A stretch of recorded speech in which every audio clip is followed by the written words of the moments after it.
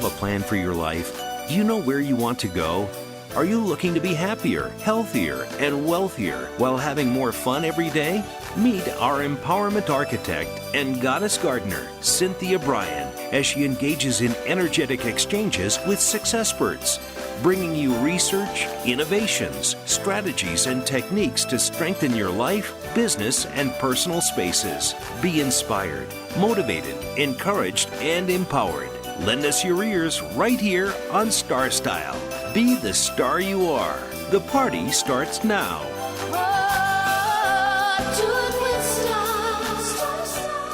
Well, today is really a Star Style day because we're going to be really talking about design and interiors and decluttering and all those kinds of things that keep our space and our life neat and tidy. Hello, Power Partners. Welcome to Star Style. Be the star you are. I am your host. I'm Cynthia Bryan. We're coming to you live on the Voice America Network. This is the Empowerment Channel, and the show is brought to you, as always, by Be the Star You Are charity. We have a bright new year. The website is bethestaryouare.org. We hope that you will get involved, make a donation, volunteer, whatever, so that we can empower women, families, and youth and increase our outreach projects. The miracle moment for today is brought to you by Be the Star You Are. Again, bethestaryouare.org. It's from Leo Tolstoy. If you want to be happy, be. I like that a lot. It's just be. I was writing a book. Well, I probably will still write it, called Do Be. And it's like so many people just do. But the real reality of life is when we be, then we can do, because we really can dream the dream and live the dream. Well, you're probably wondering what today's show is going to be about with that little bit of teaser that I gave you. Well, coming up in segment 2, if you have been paying attention to all these new books and shows and stuff are out there that are telling you to get rid of all your stuff, and only keep what makes you happy and gives you joy. Marla Stone is the author of The Clutter Remedy, a guide to getting organized for those who love their stuff. And I really liked her book.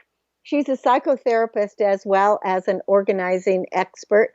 And what I liked about it is she can help you find a space for all the things that you love so that you don't have to throw everything out, which I'm not a big believer. I'm all about the reuse, repurpose, recycle, redo, all of that. So if everything speaks joy to you, you're going to be in for a treat when she comes in the second segment with the Clutter Remedy. Now, what role does horticulture play in the cities of the future? And you want to know why it's so important that we start really embracing the power of Garden Media Group has a lot to say about the landscape trends for this year, and I'm going to be talking about that coming right up. But also, I want to talk about designing for the extremes, because 90% of U.S. homeowners have reported that they would prefer to stay in their homes as they age, as opposed to moving to assisted living or some other kind of service. People really aren't in the mood to do that, if at all possible. Now, the American Institute of Architects did a survey, and they found that the desire to age in place is a top driver of all the current architectural work that's going on. So, why I'm having a problem with that word today. Accessibility features, single floor plans, open floor plans, they were all top 5 trends in home layout and design. And then there was a survey that found that adults who are 50 years old, that and they lack housing features that could make them more comfortable and safe as they're aging. And it's reported that the absence of age-friendly home elements like wide doorways, non-slip floor surfaces, bathroom aids, those would be like hold bars. Most houses don't have them. And the thing about it is it doesn't really matter what age you are, even if you're in your 20s, your 30s. your 40s, if you have guests over or you have friends or family members who are a bit older, and it could be in their late 40s or 50s, they might be diagnosed with some life changing physical or neurological conditions that might affect their strength or their cognitive abilities. And unless you make your own home as welcoming as their home is, they're not going to be able to come visit you, or they're not going to be able to join in gatherings that you might have. So you want to think about this, in advance. So I think we all have a responsibility to make our homes as completely accessible as possible.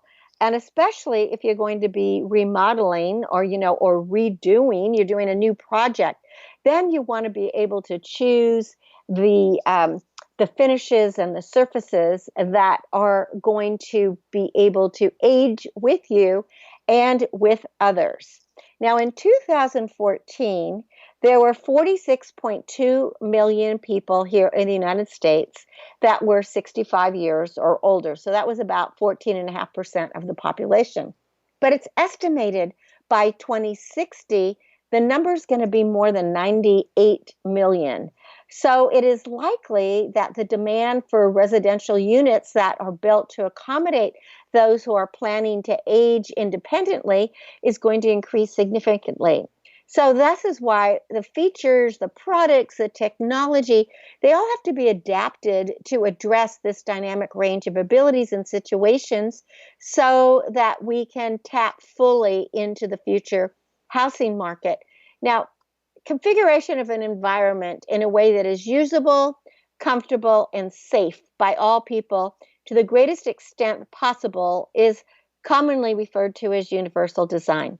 And if you've been listening to this show for the last 21, now we're in the 22nd year, last 22 years, you know that for more than 25 years, I have been a professional interior designer with the American Society of Interior Designers and also a certified California designer.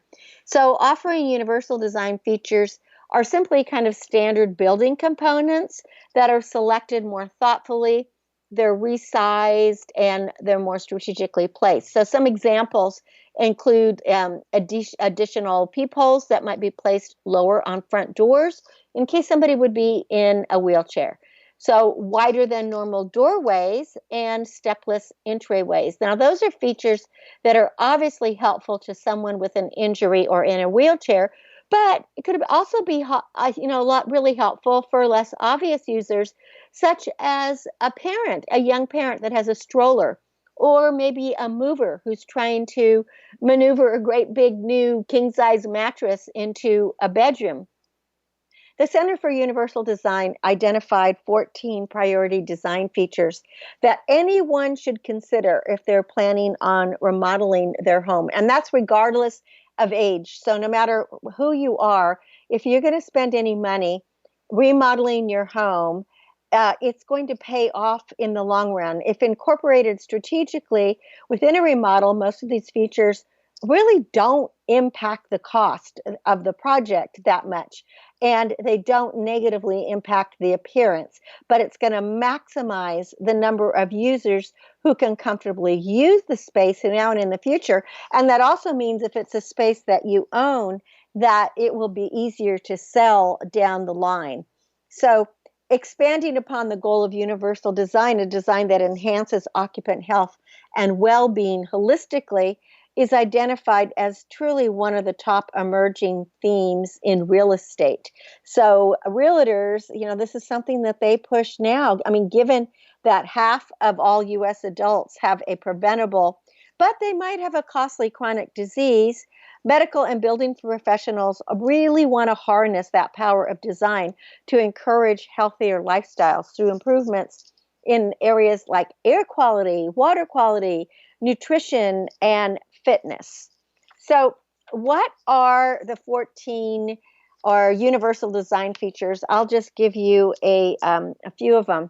So, one, of course, is an entrance without steps or a flat or very low threshold, or you could also have a ramp. But if you just have at least one area of the house that you can get into that's flat as opposed to having steps, that's going to be helping.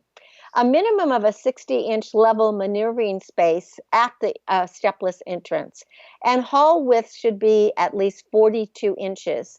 I prefer them actually a little bit bigger. I mean, I think 48 is better, but again, every few inches costs a little bit money. So passage doors, you need a 32-inch clearance. You also need a maneuvering space at doors and an increased number of electrical outlets because people have more electrical things to plug in these days, additional lighting, alarm indicators, and you want all those things, especially in places like the bedroom or even bathrooms where you may need to see more. You want to have clear floor space in the kitchen and adaptable cabinets that have a knee space at sink and under work surface near cooking appliances, clear floor space in the bathroom, of course. You want a tub or shower controls that can minimize stooping, bending, reaching, a toilet in a 48 by 56 inch space, and the center line is 18 inches from a sidewall. And curbless showers that are 3 by 5 feet are really actually best. Now, science actually weighs in on this too, and it is suggesting that it could be one of the most important factors affecting how much we move, what we eat, how we manage stress, and how fast we recover from a disease or injury just by changing our design. It really influences our health and our well-being. For example, if you put diffuse lighting and glare reduction in homes, it can minimize discomfort for anybody who has cataracts. Now, cataracts are, it's like clouding of the eyes. It's something that you got to get checked for because evidently you can't, they don't cause pain. It just clouds your eyes. Now, another thing, and this is really important, like for hospitals, a view of nature can help patients recover faster and use less pain medication than those without views to nature. And I know for me, when I've had to have a knee surgery or my spinal surgery, the first thing that I wanted to do was to have views of outside and also be able to listen to the sound of water and the birds. And fortunately, I didn't have to take any medications, any pain medications at all, despite the fact that these were pretty major surgeries. So I do think that nature is a great healer. And so the views of nature can be really, really effective. Also, you want a really great acoustical design, and that can help calm and engage you. And like if a person has dementia, or a person suffers from confusion, illusions, frustration, agitation, too much exposure to noise can be really distracting and uncomfortable. So you want to have some good acoustical design. And of course, designers can help you with this.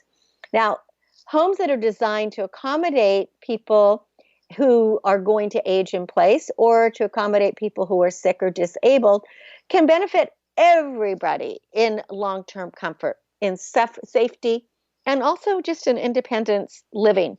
So it's so important. Like if you have a breathing disorder, if you have asthma, a respiratory problem, maybe you're going to want to have a different heating, ventilating, HVAC system. You might want to have a supplemental dehumidification system. You might want natural ventilation. You want to be able to reduce dust mites and allergens and off-gassing.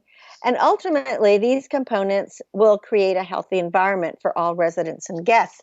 I know I put in a steam unit in my shower, which was so helpful in keeping allergens away and any kind of respiratory things.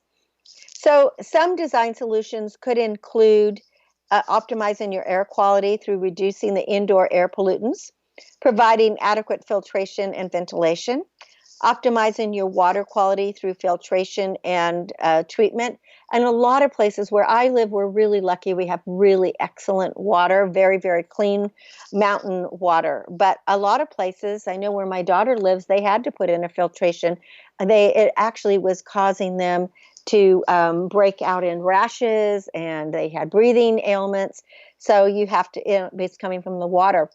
You have to make healthy food choices. And the easy choice by increasing access and visibility to the healthy food. So that way you can limit your portion sizes, use smaller dishes, smaller cups, etc. Optimize your lighting design to provide adequate daylight, reduce glare, and that can align with your circadian rhythm. You also want your home to be able to encourage physical activity so that you can get outside. So you want doors that can access the outside and create spaces that are comfortable, thermally comfortable, that are ergonomic and universally accessible. And then optimize your cognitive health by incorporating natural elements and beauty into design, adding plants into the house. Well, that will clean the air. And just remember that homes designed to accommodate the aging, the sick, or the disabled people will benefit everybody in the long term. And it's said that the benefits, that it only takes about 45 months. This is what, according to research, to recoup any money that you have spent on a remodeling project that is going to help with this upgrade. So I think that that's worth it. So the benefits of designing for life, whether for enhancing health and well-being, for encouraging longevity, these are really, really important. The population is going to grow. We're going to live longer, and we need housing that's going to support aging healthfully in place. That's going to continue to rise. So as designers, incorporating universal design principles along with healthy building standards, this is going to really help people in the long run. And a research study was comparing costs of remodeling for age in home and moving, and the difference between moving to an assisted living.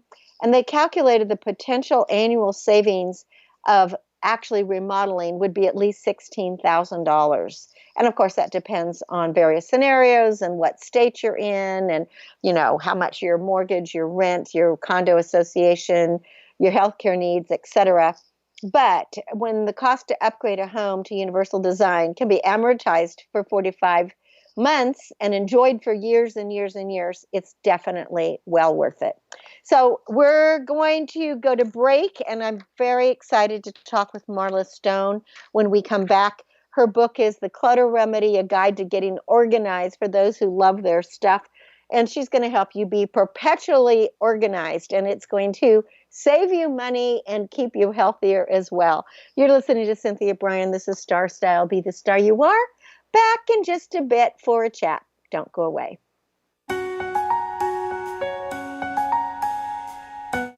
Follow us on Twitter for more great ideas at Voice America Empowerment.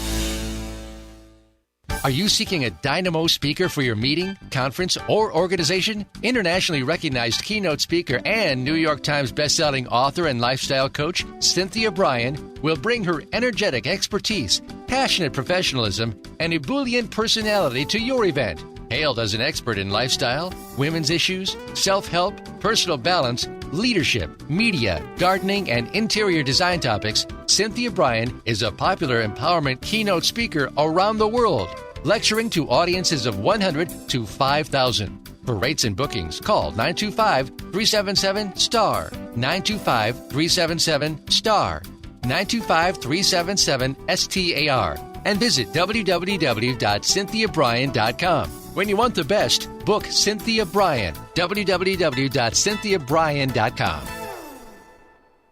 This business of show business is calling out to me. Get started acting or modeling with a consultation from media coach extraordinaire Cynthia Bryan, who has guided entertainment careers for over 2 decades. Call 925-377-STAR or visit www.cynthiabryan.com. Pick up a copy of her award-winning book, The Business of Show Business, and start living your dreams today. Call 925-377-STAR. 925-377-STAR.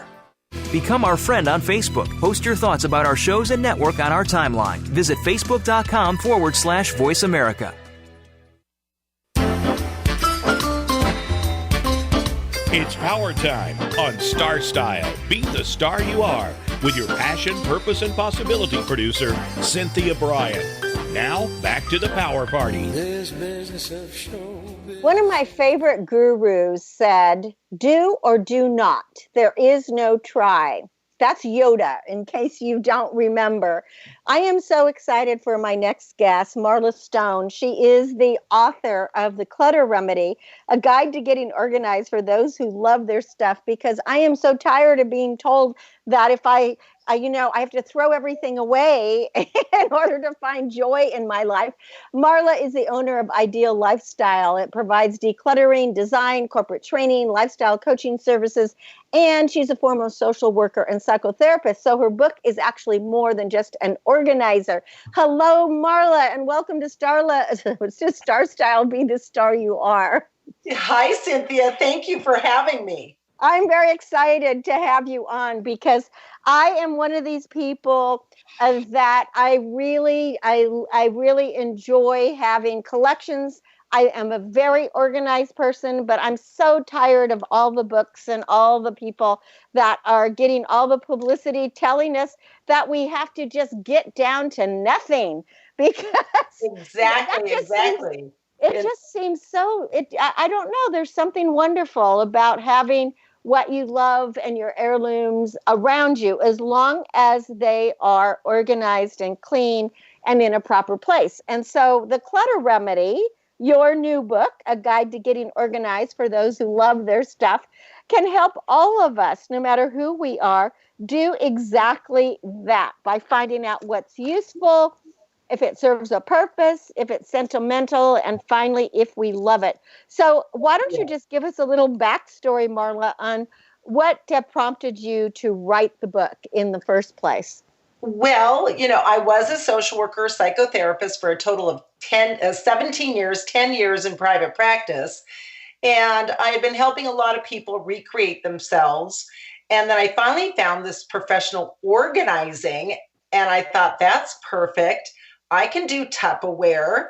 And then when I went to see my first client in 2011, we filled 40 big, large black trash bags full of clothing. That's just so amazing. Yeah, she had bought clothing because she was going through a divorce, and she felt this hole inside of her. She felt unhappy and desperate. She was sleeping on the couch downstairs. There were toys everywhere. And then I realized, oh my gosh, I'm doing a little bit of old-fashioned social work here. And then as I went along, I realized there was not so much of a push then in 2011 about getting rid of stuff. But in the last 2 years, I'd say. Yes, but in my industry of professional organizing, that was the push. And so when I was in this little networking group and they kept saying, oh, I made this lady get rid of this and that, or, this guy had so much, but I just told him to put it in the trash. And I was appalled because thank goodness. Somebody coming into my home and telling me to do that. Right. That's what's so, and that was what attracted me to you. I don't know if you heard the first segment, but I've been a professional interior designer. It's one of my past careers for over 25 years as a professional ASID and California designer. But anyway, that would be the last thing I would ever do, is to try to convince someone. I think that you have to go where people are and help them organize and make their homes as beautiful as possible, but in their spirit, not in the likeness of you. And so that's, exactly. I loved your approach. I felt that it was real and it really took the client in mind. So continue with your story. Exactly. So, when I was a therapist, that's the thing. You're supposed to meet the client where they are. And so I took all those same principles as a therapist and brought them into professional organizing. And I thought the first thing, I want to do is develop a relationship with this person and see what they value, what they truly believe is, what their lifestyle that they would love to have. And I wanted to know more about their life, because then I could understand the stuff they had around them better. And so when I was talking to people, I realized there was a lot of wounding sometimes, and they still held on to things because they felt guilty about getting rid of things. For instance, if their mom died or somebody died, they were holding on to stuff for years that belonged to somebody else.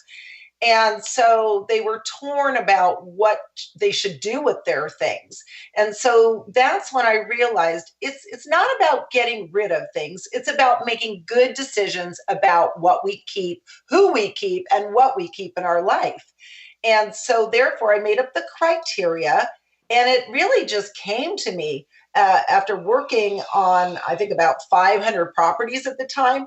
I thought there is an easier way to help people. And so I thought, will you use it? Even if it's once a year, your turkey platter, you're going to keep that. Does it serve a purpose? Those are things like the key to the fireplace or extra key to the car or community pool. You may never use it, but you need it. I mean, if you lose one, you have the second one. Yeah. Yes. And you don't need it, but you sure want it, or you will pay for another one. And then also, I thought sentimental, and then do you love it?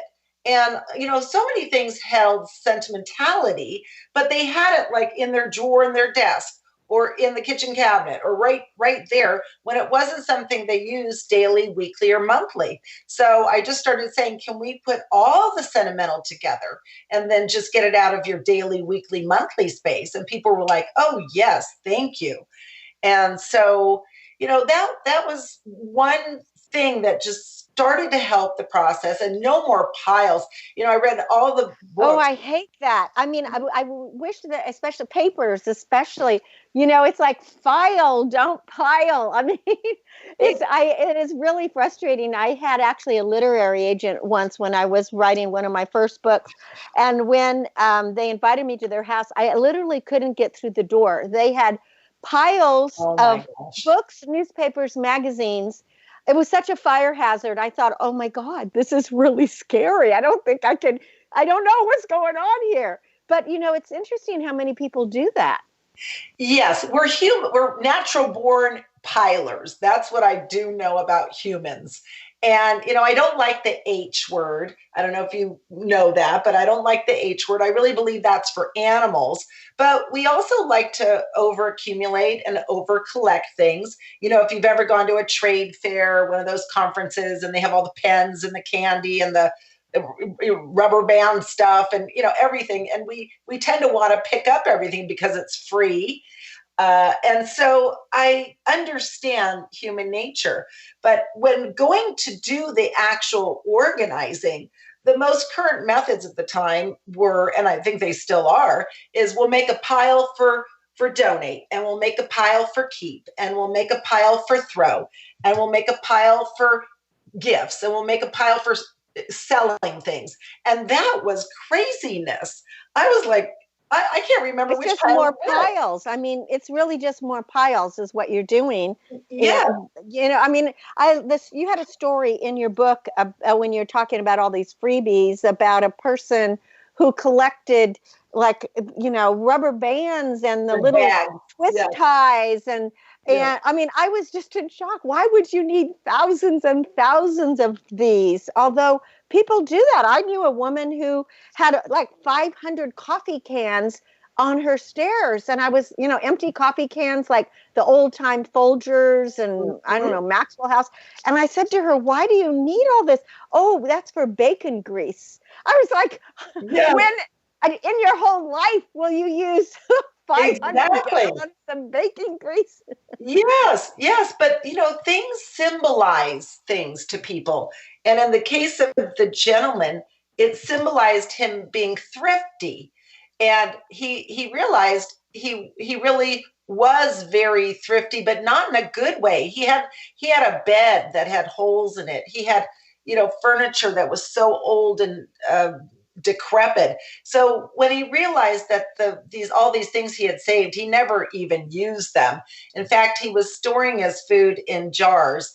But then he realized, I really could use some new furniture and I'm going to downsize. And he started looking at what he really could use and deserve. And those ties and the extra bags that you can get for free at the supermarket were not doing it for him. And so, it's not. Yeah. And then one of the things I heard a lot of when I started working with people, really listening, was everything was a need. I need this for this, and I need that for this, and I need to go to the store, and I need to get organized, and I need to get my hair done, and I need to polish my shoes, and I need. And people were needling themselves to death.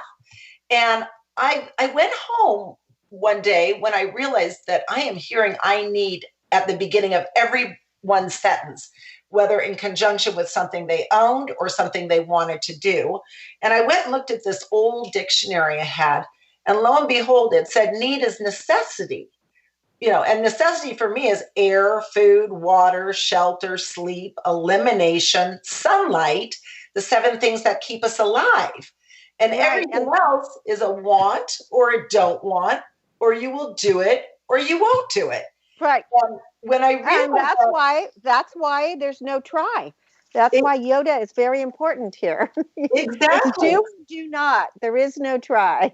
Exactly. And then I went on to hear the next phrase I realized was one of the most used phrases in human language is I'll try, or I tried, or if, but, could, should, maybe, possibly, someday, sometime, perhaps, and the most famous 2 indecisive words put together, kinda, sorta, or sorta, kinda. And I started to think, oh my gosh, we actually are walking around, including myself, sounding like village idiots. And I thought, oh my, this is not good. This, if we think everything's a need and we can't make decisions, we're really stuck as human beings that want to go forward and want to fulfill dreams and goals that we have. And so I started to look at the language patterns, like I feel like, or I feel that, followed by a thought instead of a feeling word. And the fact that people were unable to share their feelings. When I said, well, how does that make you feel? And they would say either, I don't know, or, five key feelings that I think we use for all the feelings we have, which are like frustrated, pissed off, upset, irritated, overwhelmed. Overwhelmed seems to be the most favorite word for any feeling we have. Yeah, I think that's the big one right now. That's definitely a big one. If you're just joining us, I just want to tell you we're speaking with Marla Stone. She's written a wonderful book called The Clutter Remedy, a guide to getting organized for those who love their stuff. Marla is talking about overwhelmed. What do you think the difference is between a disorder of being a hoarder, right? And somebody who just collects all these things and just doesn't know how to organize? Well, the definition of hoarding is it's that we overaccumulate and overcollect without the things around us serving a purpose, or that we're using them at all. They're not even sentimental and don't particularly love them. It's really like a protection or a barrier. And hoarding disorder, which I wish they hadn't called it that, but they did, it's in the brain. So the brain is really, it's like a primitive part of the brain that tells the person, you go out and get some more, go out and get some more.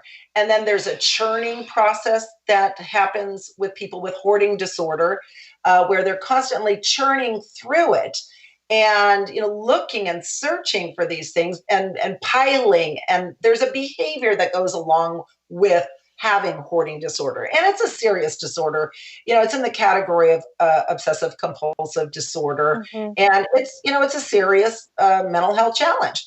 And you do talk about different mental health challenges in your book, The Clutter Remedy, which I found really, really helpful. One thing I was wondering is, do you think that the ability to be a good organizer starts in childhood, and that we learn things from our parents? I know that we can all learn to be organized, and you give a really great formula to fine tune your categories and organize your space.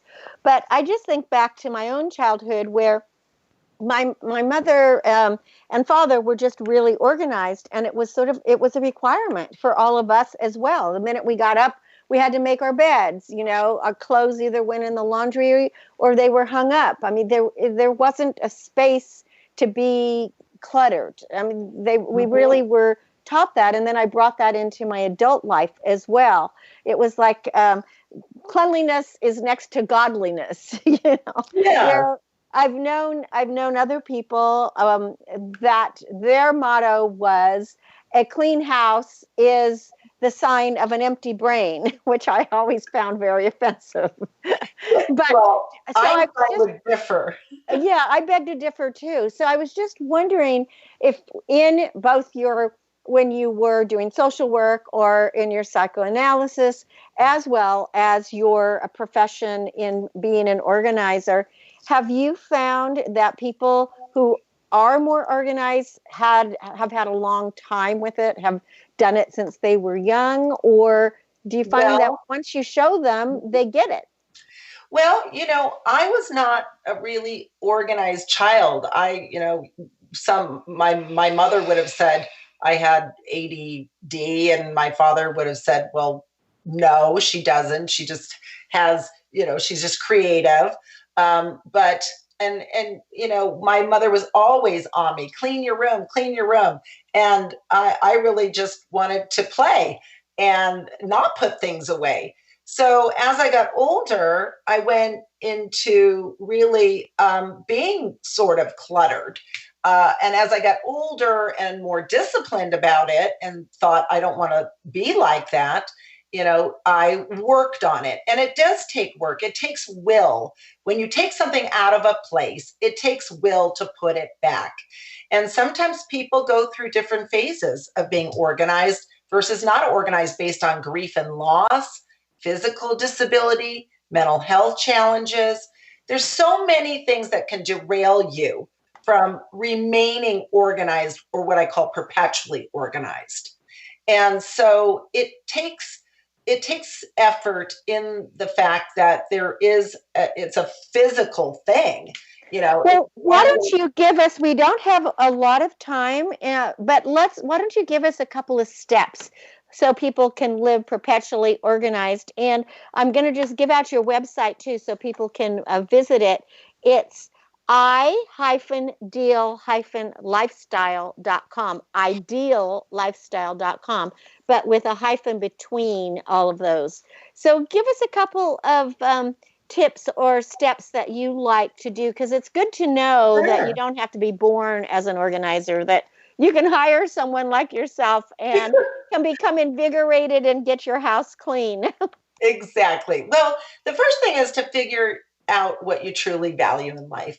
What do you love to do? Because that will tell you what stuff to keep around. Then you want to change your language to say, I will do this. I will get organized. It's not a need. It's, if you're indecisive about it, you won't do it. and, get true with the feelings that you have when you're disorganized versus organized.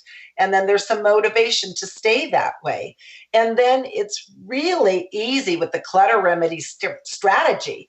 You take everything out of a pantry, for instance. The first step is empty out the pantry. You don't look at anything, ponder anything, contemplate anything that's coming out. Yeah, just get it cleared out. Cleared out, then you automatically have a clear space to look at.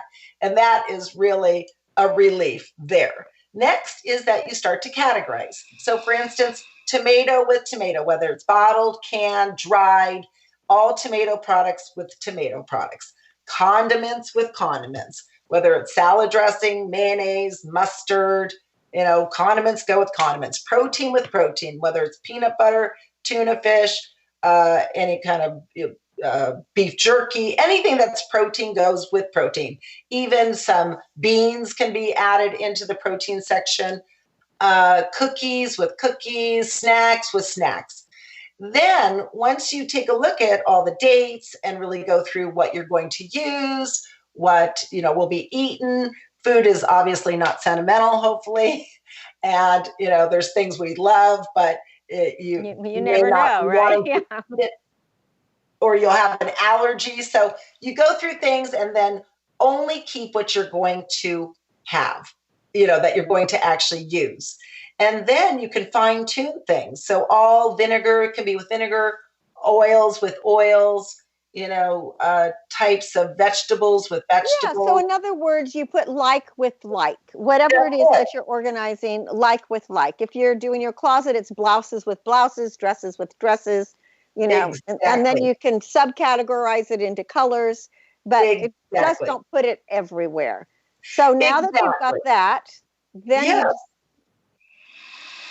then you decide whether what purpose it's serving, and do you love it, right? And of course, food, it's kind of a little bit different but if it's clothes or a collectible. One other thing I always found with collectibles, if somebody, they collect, I don't know, I know in your book you talked about somebody who had hundreds of picture frames or whatever. If whatever you do, if you could put them all together in one area, if you like pictures of your family, instead of all over your house, make a hall of fame or a wall of fame or one area instead of everywhere. Or buy one of those, those Nick's plays. I love those. What are they called? They're like you plug them in and you can put in a flash drive and it hold 2,500 pictures. Well, Marla, we're out of time. I want to give you a website again. The name of Marla's book is The Clutter Remedy. It's a guide to getting organized for those who love their stuff. Her website is i-deal-lifestyle.com. And this is a terrific book. It's not just a book about organizing either. You'll really, really get some insights on who you are and how your outer space is truly a reflection of your inner space. And I think that this was just brilliant because it's very inspirational. So, Marla, thank you so much for sharing all your ideas with us here on Star Style, Be the Star You Are. Oh, thank you very much. And I hope that all of our listeners can find a way to be perpetually organized with the Clutter Remedy. You're listening to Cynthia Bryan. This is Star Style, Be the Star You Are. We'll be back in a bit. Don't go away. Be the star you are. The star you are. Be the star you are. Change your world. Change your life. VoiceAmericaEmpowerment.com. Business Bites. Here's Cynthia Bryan. More companies are realizing that if their employees enjoy enough time with family and loved ones, their long-term productivity at work increases. Employers can take steps to make the workplace a more supportive and flexible environment. Make it acceptable for people to talk about their families. With so many single parents and a majority of women in the workforce, Everyone from the CEO to the janitor is juggling to have a life of balance. Open communication about family commitments and work duties is imperative if we're going to transform and transfuse our culture with family-friendly companies. Your children and your company will be the real winners. Implement balance in your personal life for a better bottom line. Remember, you're the star of your own performance. Turn your passions into profits. I'm Cynthia Bryan with another business bite from Star Style. For more information, visit CynthiaBryan.com. That's CynthiaBryan.com, and Bryan's with an I. Be the star you are. The star you are. The annual cost of illiteracy to American taxpayers is over $225 billion. Help increase literacy, reduce violence, and improve positive media messages by making a tax-deductible contribution to Be the Star You Are charity. A top-rated nonprofit, Be the Star You Are promotes positive role models, produces positive radio broadcasts, and donates positive books to empower women, families, and youth. Be a power partner and join our galaxy of stars. Visit our website at BeTheStarYouAre.org to make a tax-deductible donation using PayPal or send checks to P.O. Box 376, Moraga, California, 94556. BeTheStarYouAre.org. Dare to care. You are the star.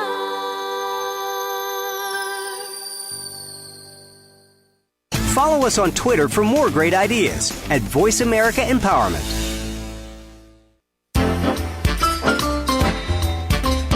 It's power time on Star Style. Be the star you are with your passion, purpose, and possibility producer, Cynthia Bryan.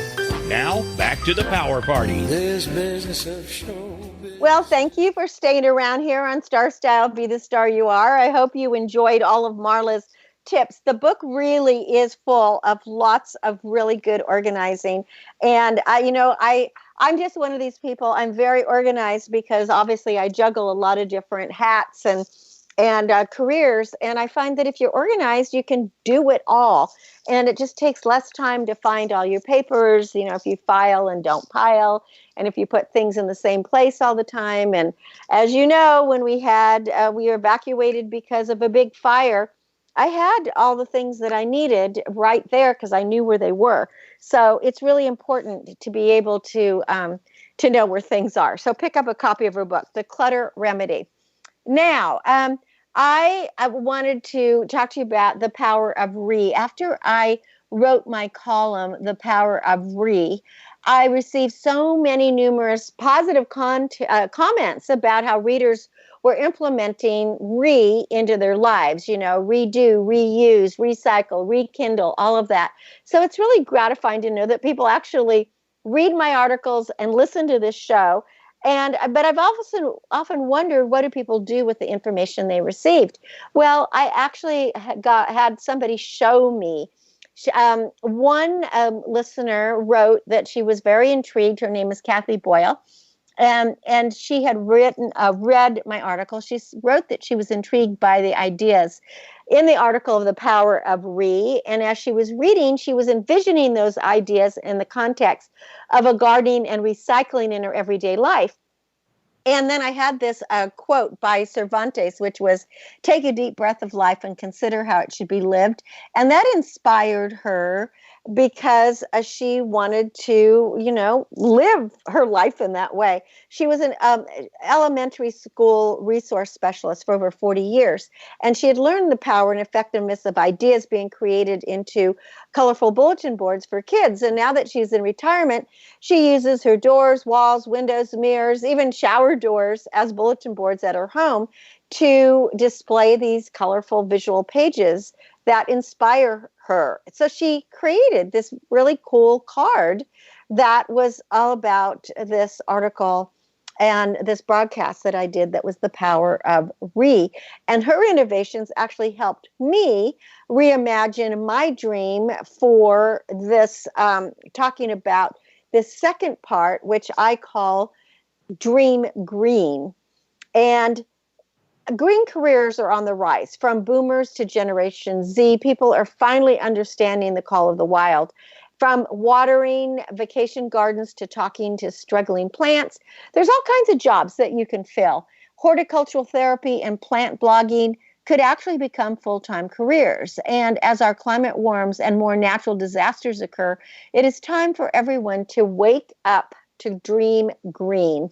Now, when I grew up on our farm, to be dirt poor meant we had plenty of land and not enough money. And I remember the first time when I visited New York, I think I was about 19, and there were these tiny little bags that were labeled dirt in a store, and they were being sold for $5 and $10. I immediately went to a payphone. I called home. I told my dad, whoa, we could be so rich if we packaged up our dirt, because we had acres of dirt. But he responded that there was a big difference between soil and dirt. Healthy soil is rich in vitamins, minerals, and organic matter, and dirt doesn't have any nutritional value, and it's not valuable for growing anything. And unfortunately, today's soil has been stripped of its nutrients. There's erosion and deforestation have washed away 1/3, listen to that, 1/3 of the world's topsoil. So crops are planted for yield, not for nutrition. And according to the United Nations Food and Agricultural Organization, if this negative trend doesn't retreat soon, organically rich soil is going to be eliminated by 2050. That seems to be that magic number. So we really have to dream green. So we have to embrace regenerative gardening practices, change methods of farming and forestry. We can mitigate carbon. We can reverse the damage if we rebuild soil with organic matter, restore degraded soil, reduce runoff. We can compost, use cover cropping, no-till practices, and that'll help conserve wildlife. And we can return to native soil. So people are waking up to sustainability and the importance of caring for our environment. Composting actually reduces household waste by 40%. If you're not composting, you really need to do it. And by growing organically, we will revitalize the soil naturally. So plant cover crops of alfalfa, of clover, of beans, mustard. That's going to control weeds, add nutrients to the soil, keep the drainage that'll just keep away for erosion. And when planted in lawns, clover actually adds nitrogen to the earth, and that eliminates the need for additional fertilizer. So what about the greening of indoor spaces? If you don't have space outside, houseplants are connecting people with nature while cleaning the indoor air. And many young people have less income in smaller spaces, so that you can use succulents, bromeliads, snake plants, fiddly fig, peace lilies. Take a class, attend a seminar, watch a how-to video on YouTube. There are all ways to learn how you can grow nature inside. And pollutions, pesticides, and UV radiation, climate change are all leading to the destruction of habitat for amphibians and wildlife. If your garden is quiet and silent, it's not healthy. You need to hear the croaking of the frogs, the singing of the birds, and the hooting of the owls. So they keep our gardens vital. They dine on mosquitoes, beetles, snails, rats, gophers, and other pests. You can plant ferns if you have a water source, and that'll protect the frogs and the toads and the turtles. If you have a pond, you can put water lilies to oxygenate the water while providing cover.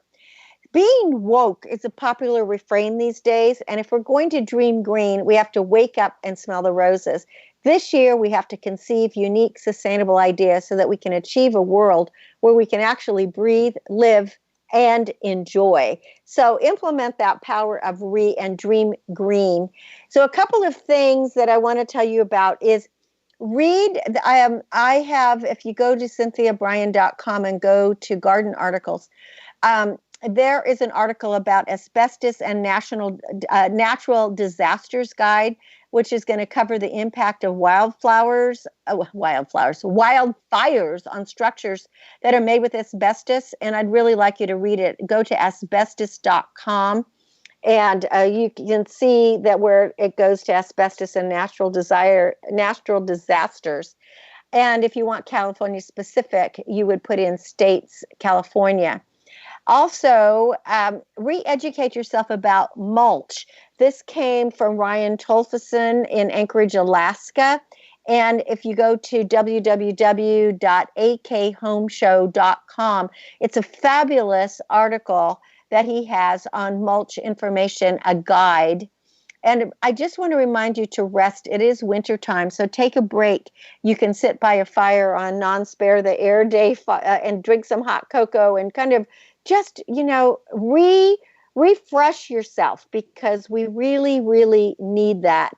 Well, thank you for being great listeners and allowing me to be with you live every Wednesday from 4 to 5 p.m. Pacific. Make sure you're always tuned in to the Voice America Network. This is the Empowerment Channel. For information on Be the Star You Are, visit btsya.org. For more information about Star Style Productions, visit cynthiabryan.com. My aim is always to encourage, inspire, inform, amuse, motivate, and I want you to see beyond your physical being. And I want you to get organized. So read a book this week. Try the Clutter Remedy. And until next week, when we celebrate again, remember that love always wins, kindness always prevails, and smiles will keep us happy. My name is Cynthia Bryan for Star Style. I thank you. I encourage you. Be the star you are. And until next week, get organized. And remember, do or do not. There is no try. Thanks for joining me. Be the star you are. The star you are. Be the star you are. You are the star. It's been a pleasure bringing you our life-changing program, Star Style, Be the Star You Are. We have you on our radar, as it's our goal to inspire, inform, entertain, and motivate you to be the star you were born to be. For more information, visit starstyleradio.com. And to make a donation to the charity, go to BeTheStarYouAre.org. Ignite the flame that burns brightly within. Take charge of your life and coach yourself to success with our dynamic host and empowerment architect, Cynthia Bryan, every Wednesday at 4 p.m. Pacific Time, 7 p.m. Eastern Time, right here on the Voice America Empowerment Channel for another serving of champagne for the spirit and a power boost to live with Star Style. Until we celebrate together next week, be the star you are.